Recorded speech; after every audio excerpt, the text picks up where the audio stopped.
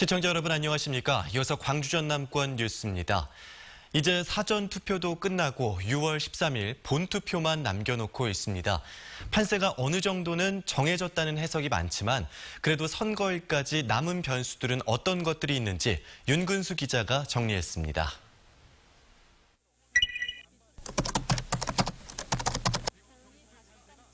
딴 나라에서 열리는 정상회담이지만 선거 하루 전에 그것도 한반도의 운명을 다루는 회담이란 점에서 지역의 일꾼을 뽑는 지방선거에까지 영향을 미칠 수 있습니다. 한반도의 평화가 손에 잡힐 듯 보인다면 여당 후보에게 유리하고 그렇지 않다면 회담의 영향이 제한적일 것으로 보입니다.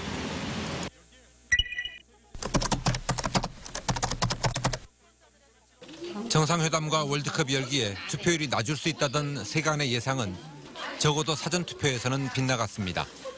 여당은 젊은 층의 참여가 늘었다며 반긴 반면에 야당과 무소속은 적극적인 지지자들이 참여한 결과로 해석하고 있습니다. 본투표에서도 높은 투표율을 기록할지 또 그동안 표심을 정하지 못하거나 숨겨왔던 유권자들이 누구를 선택할지에 따라서 선거 결과가 좌우될 것으로 보입니다.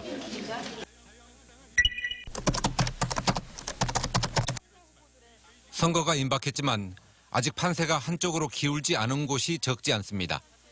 특히 전남의 일부 시장 군수 선거는 결과를 섣불리 예측하기 어렵습니다. 압도적 지지를 호소하는 여당, 견제와 임무를 내세운 야당과 무소속 후보. 어떤 논리가 유권자들의 마음을 잡을지 관심거리입니다.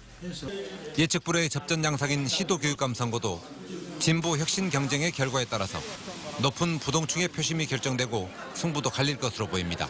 MBC 뉴스 윤근수입니다.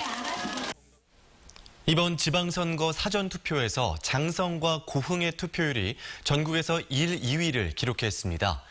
중앙선거관리위원회에 따르면 장성의 사전투표율은 43.72%로 전국 기초자치단체 가운데 가장 높았고 그 다음은 고흥 43.45%, 전북 순창이 42.14%의 순이었습니다. 또 보성과 구례, 강진, 장흥, 신안 등 이른바 격전지의 투표율도 35%를 넘은 것으로 집계됐습니다. 광주의 사전투표율은 23.65%를 기록한 가운데 3당 후보가 구청장 자리를 놓고 경쟁하는 동구의 투표율은 28.92%로 가장 높았습니다.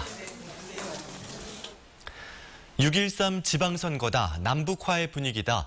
이러한 굵직굵직한 이슈에 파묻혀 농촌 들녘의 한숨소리가 외면받고 있는 건 아닌지 모르겠습니다.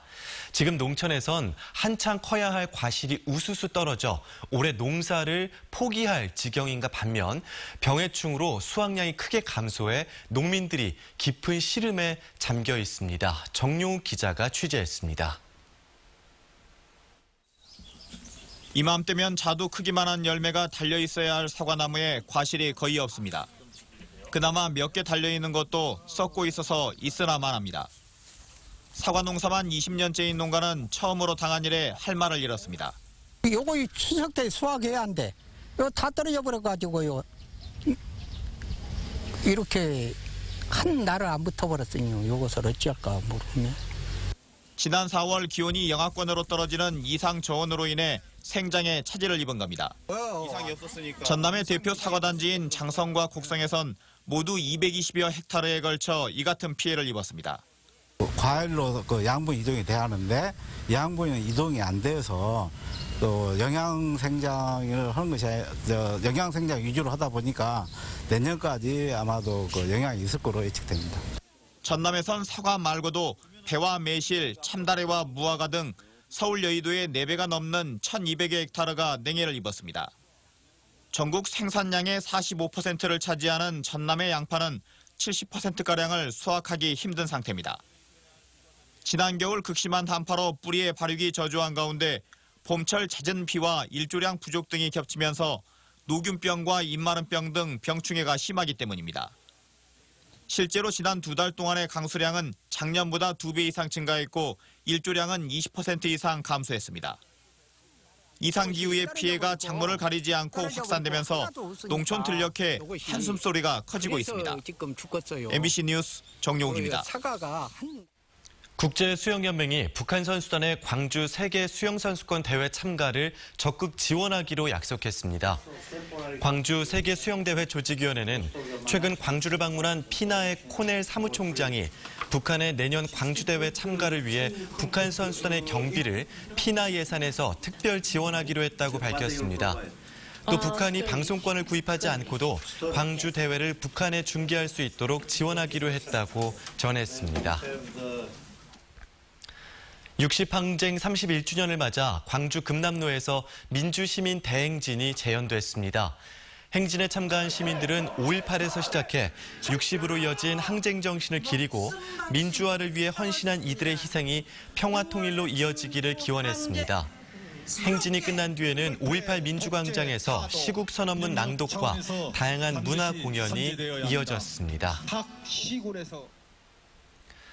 광주지방법원이 지난해 3월 유원지 팔각정에서 3살 어린이가 추락해 다친 사고와 관련해 업무상 과실치상 혐의로 기소된 관리자 43살 김모 씨에게 벌금 500만 원을 선고했습니다. 법원은 위험 안내판을 설치하지 않았고 안내 요원을 두지 않은 점을 들어 김 씨의 관리 책임을 인정하면서도 아동을 보호할 아버지에게도 과실이 있다는 점을 고려해서 이같이 판결했다고 밝혔습니다.